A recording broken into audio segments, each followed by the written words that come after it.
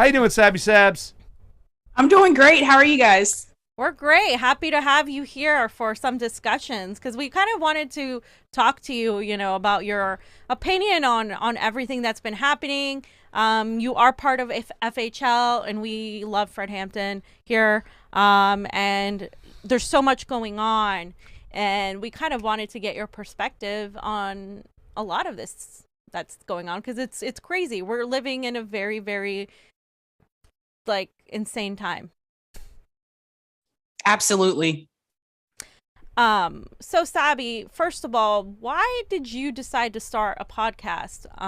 And what actually caused you to involve yourself in politics, or even more specifically, the movement? Yeah, so I actually got involved in journalism in undergrad many years ago. And I learned very quickly. I was doing an internship with a local news station, and I realized that they weren't really going to let me tell my story the way I wanted to. They would edit out clips that I felt should have been kept in these news stories. And it just wasn't the story that I was trying to tell. So I became disappointed with journalism, mainstream media. And also in undergrad, I was a part of College Democrats. So I used to be a Democrat. And so that's how I got into politics. Then Obama came around. I was really excited for Obama, and he was probably my first disappointment from a politician, like really hurtful disappointment, because I had a lot of hope for him. And then after Obama, I just found myself politically feeling kind of lost. I didn't really know where I fit. I didn't feel like I was really a Democrat. I knew I wasn't a Republican. So I just kind of called myself an independent, but then I was like, but what does that mean? Like, well, where do I fit? So I just felt like I didn't have a political home. Started watching independent media on YouTube. And then I realized that, hey, there's other people like me out there that they're kind of feeling the same way, and they don't really fit into the mold of the Democratic Party anymore. So for me, I felt like I wanted to start a podcast because one of the things I did notice, and those of us at FHL, we've talked about this multiple times, is that we didn't feel like there were enough Black voices like in this space.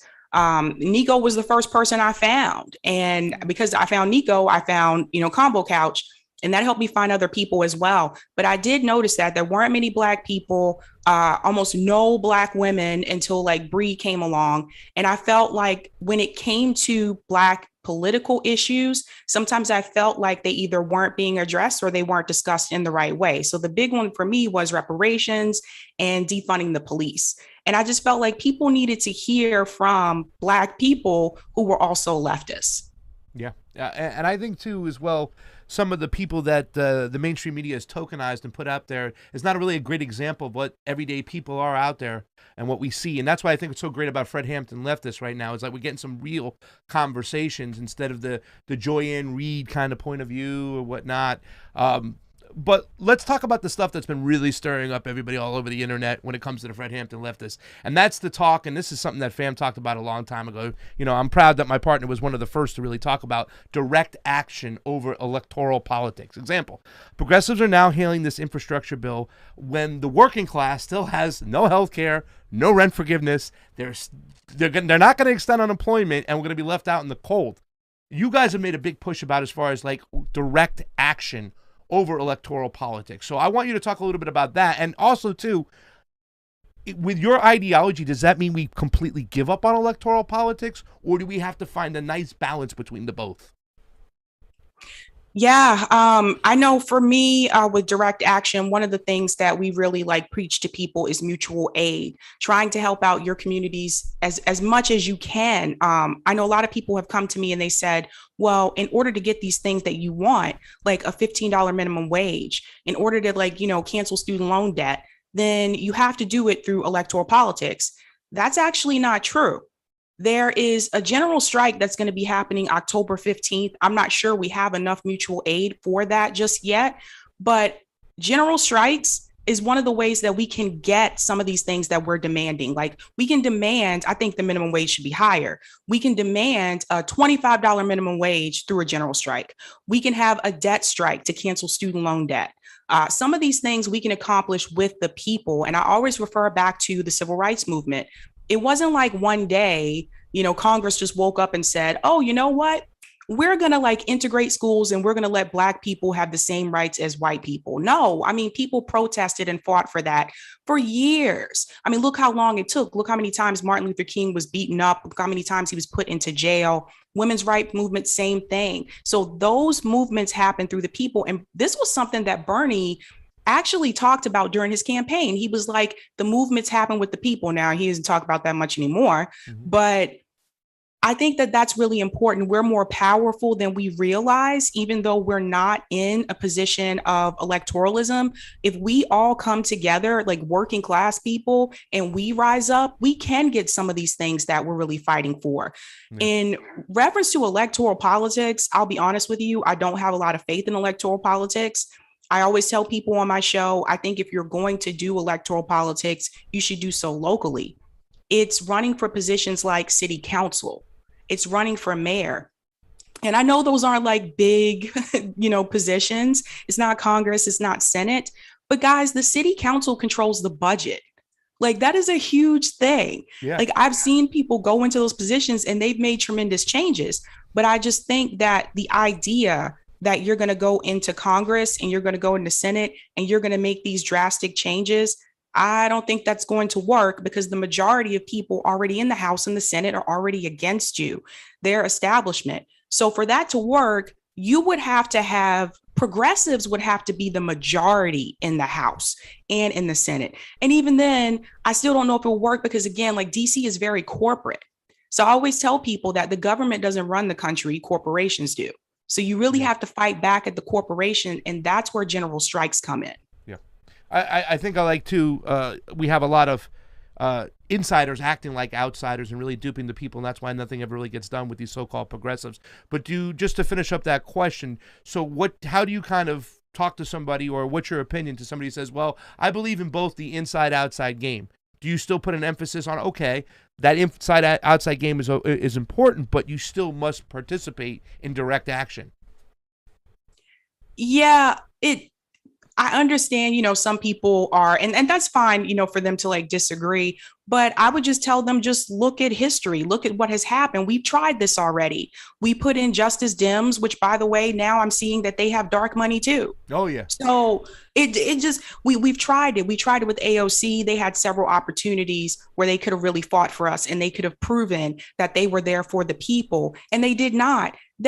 Some of them voted present on that Capitol Police funding bill. Yep. So if you really care about defunding the police and you want to help people in your community, why would you vote present on that bill? They didn't want to force the vote in the middle of a pandemic. And now we're stuck with Nancy Pelosi, who also has in turn recently has decided, I'm not going to cancel student debt because one of her donors told her not to. This is why it was very important that we got Pelosi out. And this is what I was trying to get people to understand. So for people to say, well, it was foolish because they weren't going to vote yes for it anyway, that wasn't the point. That wasn't the point of it at all. What are we supposed to do? Just sit back and pretend like everything's okay and just say, well, this is just the way it is. Let's just let things be the way that they are. No, change does not come about that way.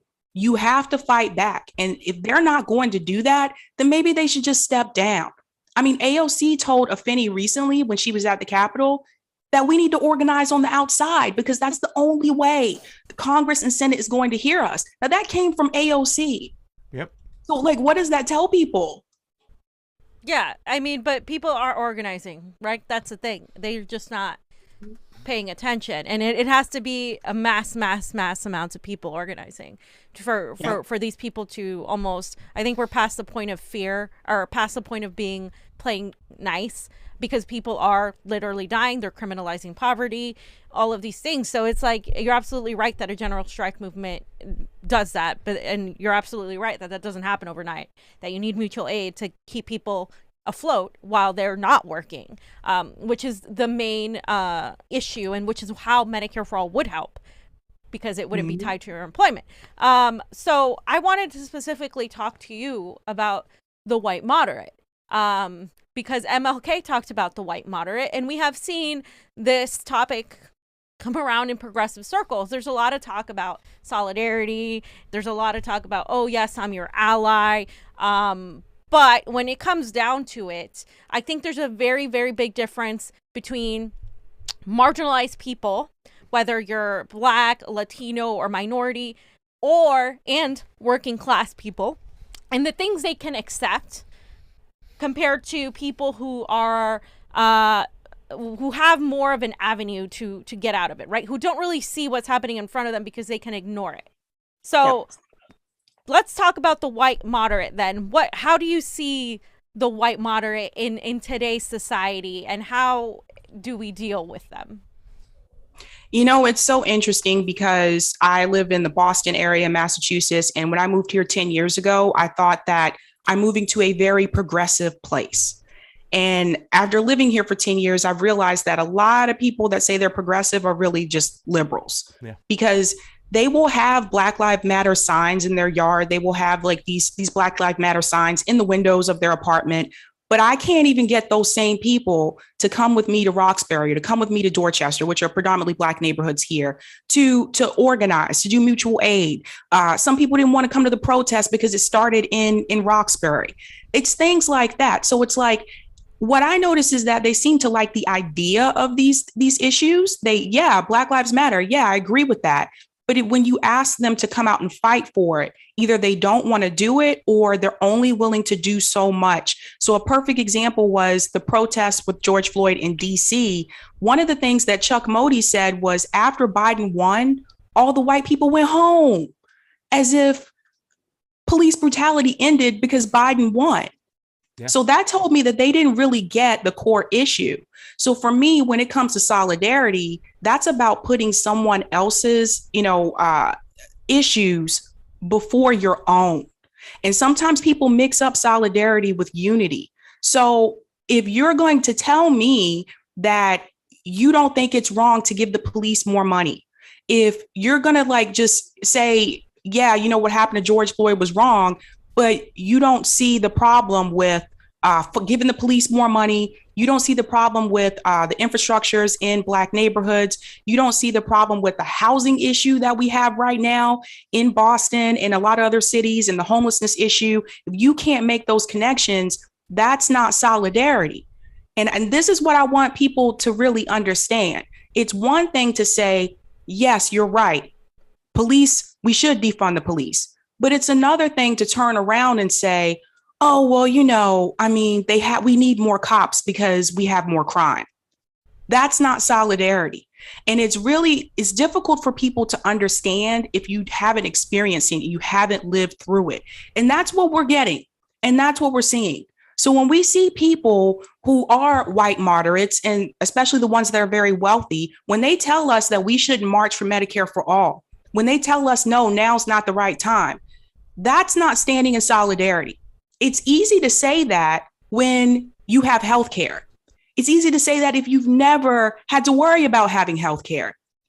But for those of us that desperately need these things that we're fighting for, we don't have time to wait for another person to get elected and maybe do what they say they're going to do. We just don't have that kind of time. So I think for us, it's more of a sense of urgency. And for the white moderate, it's not a sense of urgency because they already have these things that they're telling us to go out there and fight for. So they can sit back home and they can sit on their couch and they can be comfortable and just pretend like, well, this isn't really something I have to go in hard for. Yeah. And that's unfortunate. I just wanted to piggyback on that because while we have the white moderates, we also have the Black imperialists, right? We have people like Barack Obama. We have people that are in like the Joanne Reeds of the world also. So is this also a class issue as well? Because then you have these people that are, tokenized. And I said this on your show, I'm sick and tired of being tokenized for the benefit of the establishment when they don't do anything for us. And in fact, they make it 10,000 times worse because they still get the vote, or they get, the propaganda of the vote. So is this also then an issue of the urgency comes also from class? Because at the end of the day, while race is obviously, there's a racial inequality in this country, there's also now a class inequality. It doesn't make Palestinians or people in the Middle East feel any better that we have an intersectional cabinet of people who are bombing these countries. Absolutely. You know, it's easy for Oprah and Tyler Perry and Obama to tell us to vote for Joe Biden. Yeah. They're Black, but they're also wealthy. I'm not on the same level as them. And I have pretty much same education as, well, maybe not as Obama, but as a lot of like Black people that we see, you know, in media that are wealthy. We have sometimes the same amount of education, but I'm not on the same level as them when we talk about class. And it's unfortunate because what I constantly hear is, well, what about LeBron?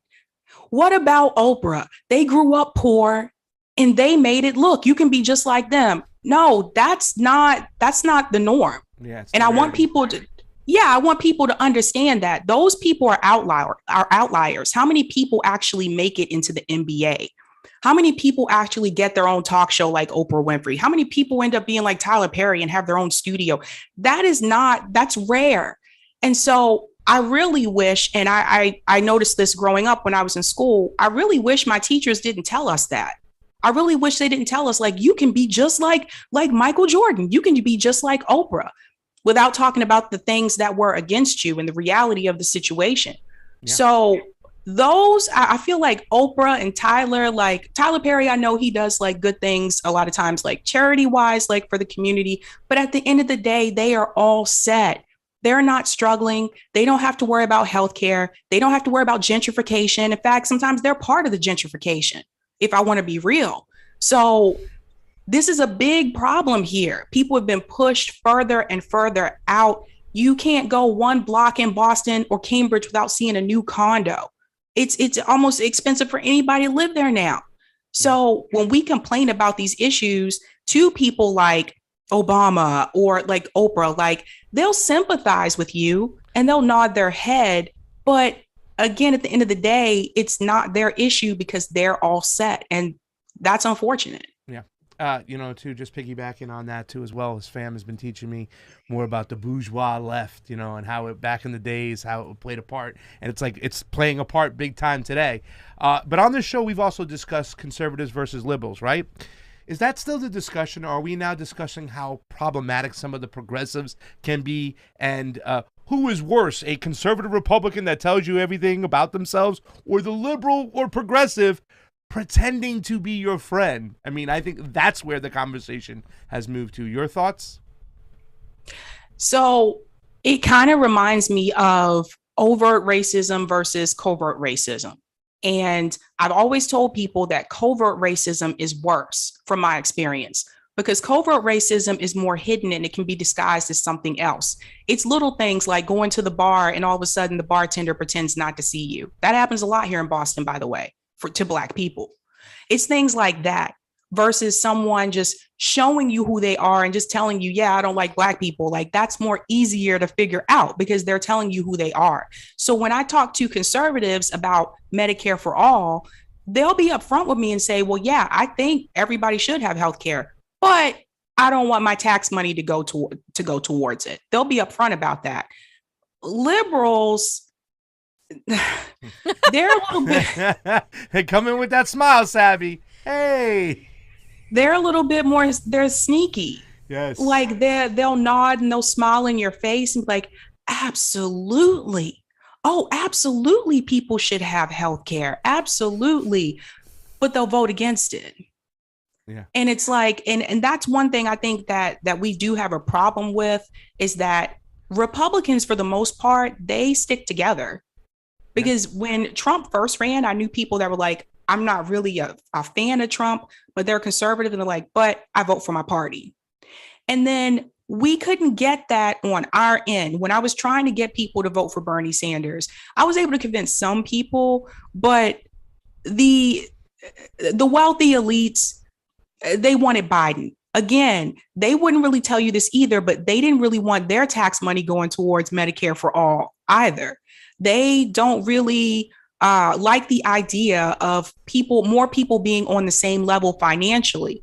And for me, I am anti-capitalist and liberals are not. And it is what it is. But I tell them, like, look at what has been going on in this country. When I interviewed Professor Wolf, he talked about this. He said, I hate to tell you this, but capitalism is on the decline in America. and it's not going back up. It's going in decline. And China is rising above us. I just wish like more people could understand that. I wish like liberals would understand that. But again, if you are financially all set, you don't have to worry about student loan debt. These aren't big issues for you. So it's no big deal for you to vote for someone like Biden over Bernie or Tulsi or anyone else that was running. There was no reason, no way Joe Biden should have won. Yeah. No way. You know what racism I see more nowadays that I never really noticed until I started working in this business with my partners is a person of color speaking out against the mainstream media norm that they're told to speak out of. Like how some of the bourgeois white moderates look at them like, oh my God, how could you say that? Like, you know, how could you talk out of place? They're not saying that, but that's what they mean. And I see a lot of that nowadays from a bunch of Karens going, oh my God, how dare you say something like that? And they're caught off guard because they can't deal with a person of color who has an independent mind and says what's on their mind. They say you're helping Republicans exactly by criticizing the establishment, which is like, you know, sit down, you're supposed to let yourself to be tokenized. Like, you're supposed to be AOC. You're not supposed to be speaking against her. Like, and I think that's what we see. You know, we recently had on Dr. Cynthia McKinney, and she's, you know, one of these people that was completely just ostracized by all of the members of Congress. They don't even talk about her anymore because she actually talked about things she wasn't allowed to talk about, like imperialism, election corruption, all these things. And like, she can't even find work in America. And it's not just because she was black. It's not just racism. It's because she was a black woman that spoke out against the tokenization of the establishment. And that is a form of racism. I 100% agree. Yeah, I mean, like, so this is the thing, like when people say that intersectionality isn't like a thing, it is very much a real thing. I can tell you that, like, as a black woman, because sometimes people discriminate against me because I'm black, sometimes because I'm a female, but sometimes because I'm a black woman. And what I've learned, especially in the media space, is that they want black people to, they want you to be represented, but they want you to stay in your lane. They want you to use their talking points. They don't want you to really tell people how you really feel. If you can do that, like Obama did, like Joy Reid does, oh, they'll love you. They'll promote you and everything else. But when you come out and you speak the way that like Niko speaks, or, you know, you speak the way that like we do on FHL, that's not what they want to hear. It's really sad, but in a way, they kind of just want you to just smile, nod, and be happy that you were given the opportunity to begin with, and just forget about the fact that people in your community are struggling. Do you think that members of the squad have good intentions, or do you think that they're in it for themselves at this point, you know, for their careers? And does that even matter, right? When we're discussing like the needs of the working class? So I can tell people about Ayanna Pressley because I don't know if everyone knows this, but she actually was on city council in Boston before she went to Congress. And in city council, she actually did make significant changes. She was the one that fought for the liquor licenses in Black communities, because a lot of the Black bars and restaurants and lounges here in Boston, that was a struggle. The city didn't want to give out more liquor licenses. So if you don't have the liquor license, then that's going to affect your revenue. How are you going to make money if you're a lounge and you're limited to what you can do in reference to alcohol? So she actually fought for that. She drove that, and the city overturned it and gave out those liquor licenses.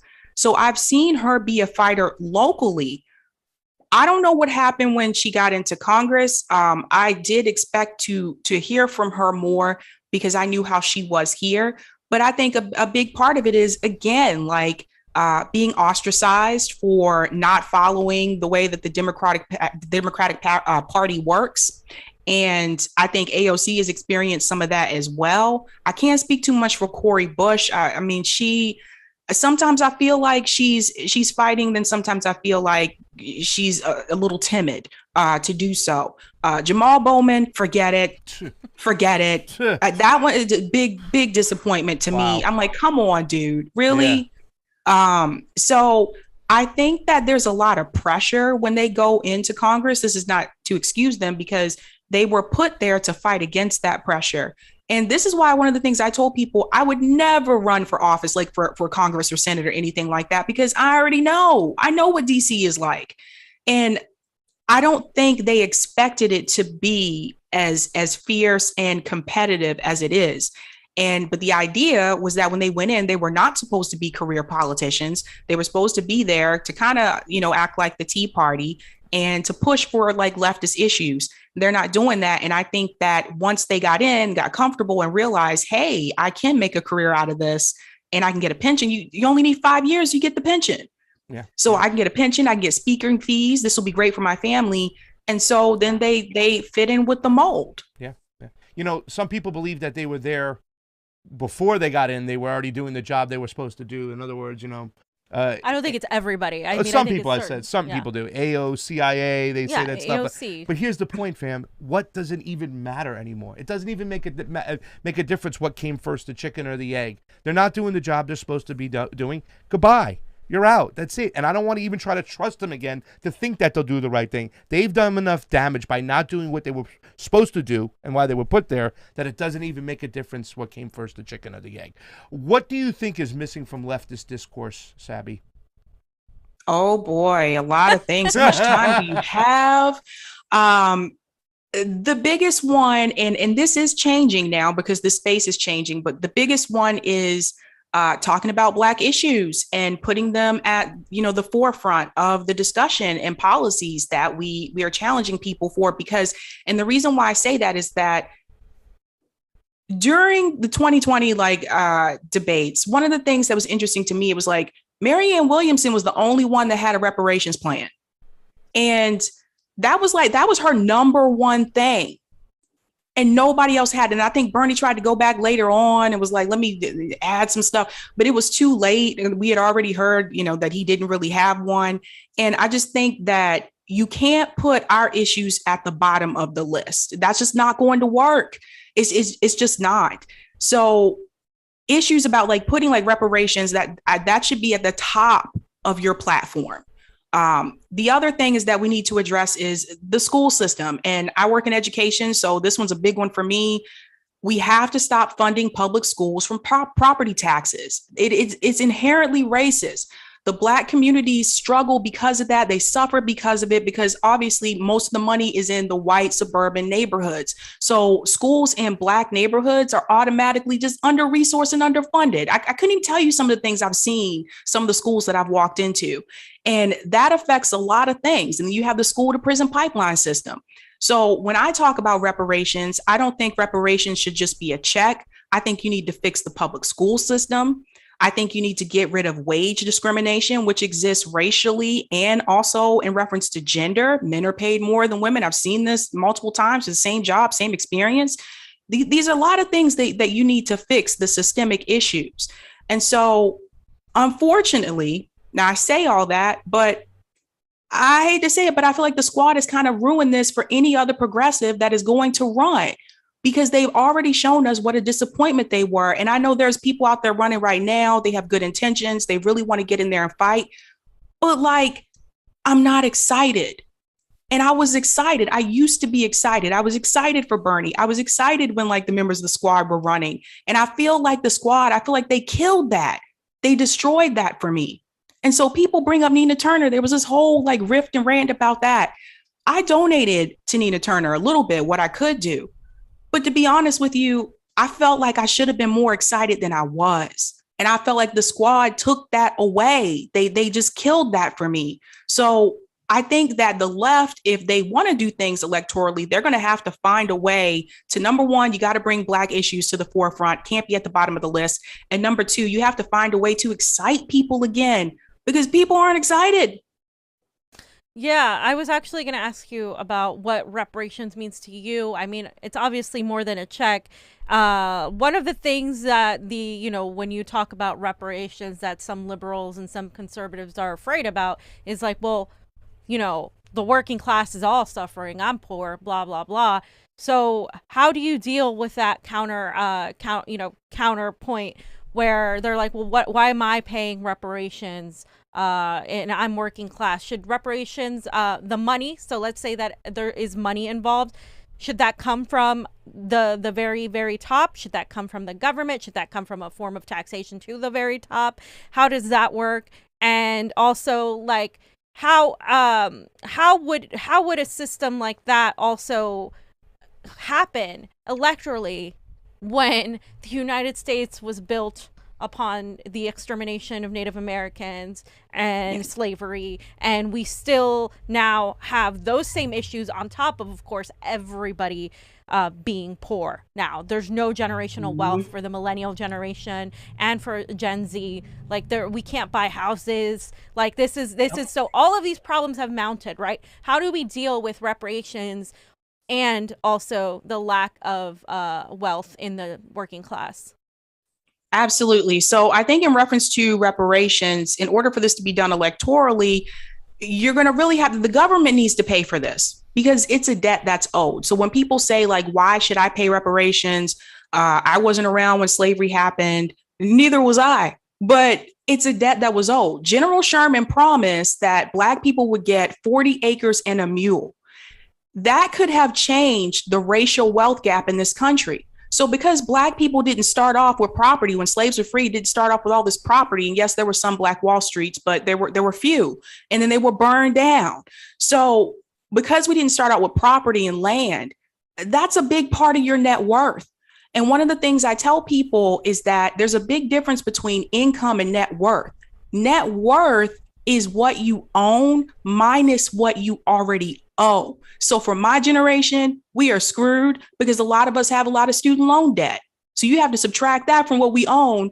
And then you come up with our net worth. So Black people, Black families didn't have land and property to pass down generation after generation. There's a cartoon, I've shown this on my show before. It's called The Unequal Opportunity Race. And it's a race where there's a Black girl, Black guy, and then there's white people running, and they're running around the track, and white people are running and the years are just going by, and Black people don't get to start running till like 1964. And so it just shows like all the things that Black people had to go through to try to catch up just to be equal, and all the systemic things that were thrown in the way: housing discrimination, school to prison pipeline, all of these different things. So that's how I explain that to people, because I've heard people say that. They're like, well, I wasn't back then, so why should I? It's a debt that's owed that was not paid. And it's really interesting to me too, because some of my friends that are Jewish, they've told me how, like, I'm going to Israel for my birthright. And they had to explain to me what that was, because I was like, what is this happening? She was like, yeah, we get to go to Israel, like, as part of our birthright. And I think you have to do it by a certain age. Black people don't get to go to Africa. It's just like, we don't get, like Germany paid reparations to Jewish people, Jewish organizations. What has this country done to help Black people? Even like, we're not even asking to be in the front. We're not asking to be ahead. We're just asking to be equal. Yeah. They haven't done it. They've never done it. And it's just, we're constantly trying to find a way to keep up and to get where we should be equally. And when I talk about reparations, one of the reasons why I mentioned the wage discrimination is because I've seen this time and time again too. You'll have a white guy, Black woman come and interview for the same job, same years of experience. For whatever reason, they'll offer the white guy significantly more than what they offer the Black female. So Black women are underpaid, often underpaid. It doesn't make any sense. And if they could stop that, fix the wage gap, then that could also help fix if they could help fix the wage discrimination, that could help fix the racial wealth gap in this country. Companies don't even want to do that. It's just ridiculous. It makes no sense to me. And so for me, I think the government needs to pay for it, because it's a debt that's owed that was never fulfilled. And I know some people are against reparations, and in reference to like our generation, like those of us struggling with like student loans and people can't buy houses and things like that, you might have to add a UBI to this.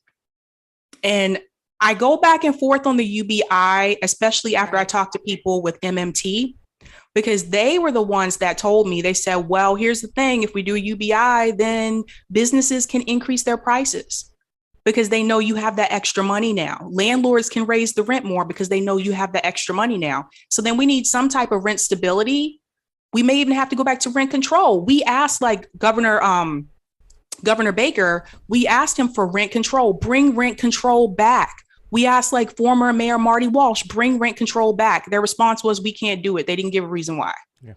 You know, when it comes to reparations too, I'm putting together, I just reached out to JB Font, spoke to him about doing a show about that, a panel. I can't wait to have these conversations about solidarity and whatnot. But one point of the reparations I want to talk about real quick that you just mentioned. A lot of people kind of like, well, it's coming out of the government, it's coming out of the tax funds. They say that same line, well, I wasn't there, this is, my forefathers. Shouldn't a lot of the reparations come from the people who benefited from it years ago? All these major corporations back in the days, that had the cotton fields and whatnot, they're the ones who benefited. So when Fiorella said, that 1%, those family lines who really benefited, shouldn't they bear the majority of the cost to pay for reparations, and some coming from the government? I mean, we know the White House, the Capitol was all built by slaves and whatnot, and there are some, the 40 acres and the mule, they didn't get that as well. But the people who profited off, off of slavery, shouldn't they bear the majority of the brunt to pay for these reparations? I mean, the work was made, work was done, it needs to be paid for. Shouldn't they pay? Yep. That's another good example too. I mean, corporations could pay for it as too. I don't think that would happen. I think that they would find ways to hide their money like they've been doing before. Jeff Bezos is a great example of that. And again, I hate to say it, but that goes back to the whole general strike. This is why I tell people, I know some people are afraid to quit their jobs because, look, if I could quit, I'd quit right now. A lot of people know I hate my job. I hate my job. But if I don't have my job, then I don't have health insurance. So I'm tied. It's like it ties you in, and health insurance isn't even that great. So it ties you in. But another way that you could hit back at them is stop buying their shit. Just stop it. If you have an Amazon Prime subscription, cancel it. If you always go to Walmart, and just stop shopping there. Do things like we didn't always have Amazon. We didn't always shop online. But I'm seeing like people like Jeff Bezos has houses around the country. And I'm seeing Chris Smalls and other activists going and protesting at his houses across the country. This man does not care. And I'm seeing him try to go to space. Yeah. So exactly. We had a penis-shaped rocket launched out before we had healthcare for everybody, reparations, anything like that, right? It's I want to ask this question, Jonny. I don't know if you have any questions, but I want to ask this question, wrapping up here, a couple questions. Why Fred Hampton? What in particular attracted you to Fred Hampton, and how can we use his teachings today? One of the things I think that was great about Fred Hampton was that he saw that the government wasn't doing what they should do to help people in his community. So he was like, screw this. I'm going to help people in my community. The fact that he was feeding kids like in his neighborhood. They were opening clinics in his neighborhood. And again, the government should be doing these things, but they weren't because there were Black neighborhoods and they didn't care about them. So he was so young. Imagine being able to do all that at that age. I can't even tell you what I was doing when I was like 21 years old or like 20 years old. I wasn't doing so. He saw that there was a problem. He saw the government wasn't doing what they should do. So instead of complaining about it, he took the lead and said, I'm going to help fix these things along with Black Panthers. And I think that's something that we should try to look at doing more often. Like sometimes I know we all you could complain about the problems and the issues, but I think sometimes we may sit back and point a finger and say, man, I'll be great when someone comes along one day and does this. And sometimes that someone may be you. And so the fact that he was so young and he just did it, didn't even question it, just did it and took a chance and said, I'm going to help fix these problems like in my community. That just says a lot to me. He's one of the, that's all I got to say. We have two Fred Hampton pictures up in our living room. We also have one of Obama talking about the big sleep. The big sleep, Yeah. how he put us all to sleep. Sabby, I got the same feeling. He was the first person. He gave me hope. I was ready. I knocked on doors, and he was the first politician to really just let me down so hard that I cried. I was like, what the hell did we get ourselves into? Jonny, anything for Sabby Sabs? Okay, well, So thank you her. can... Okay. Jonny says thank you. He wanted to thank you too as well. What's your last name? How do you say it? Salvati. Is that an Italian last name? Yep. That's right. Sabby, I just wanted to also, along Fred Hampton, just finish up with the Rainbow Coalition. What is that? How can we implement something like that now where, in his famous speech when he's talked about, I don't care if you're black, white, yellow, whatever, we're all suffering under the system. I think that's very prevalent now, especially with the wealth inequality. And it's also about equity too, like not even having the chance to fight because people, are so tied down by their jobs. How can we learn from the Rainbow Coalition and apply that to today's crazy political environment? I think we need to focus on building a labor movement in this country. Mm-hmm. And that doesn't mean let me go find all the other lefties who want to fight with me, because that's not going to give us many people. We're not as big as we think we are. So that means you may have to talk to people who are conservatives.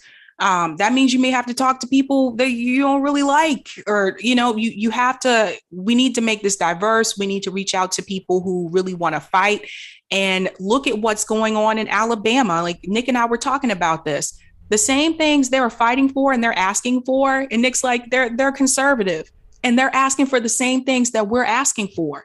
So maybe we need to start talking to other people who are not necessarily in our circle. And I think we'll find that when it comes to like the labor, when it comes to like work ethics and things that we want as employees in this country, we might have more in common than we think. That's right, Sabby Sabs. Wise words, That's Sabby. Right. It was a pleasure having you on. These are wonderful conversations. I can't wait for that panel. I think that would be a great panel that needs to be talked about still more. And we need to hear from the people who know most about it. Thanks for coming on. Can you plug in your show, where to find you? Absolutely. You can find me on YouTube. The name of my show is Sabby Sabs. I'm also on Rokfin, and you can find me on Fred Hampton Leftist. Thank you, Sabby Sabs. We love you. Thanks so much for coming on. Let me just do one more tab. Sabby Sabs. Love you. Bye. Bye, guys. Man.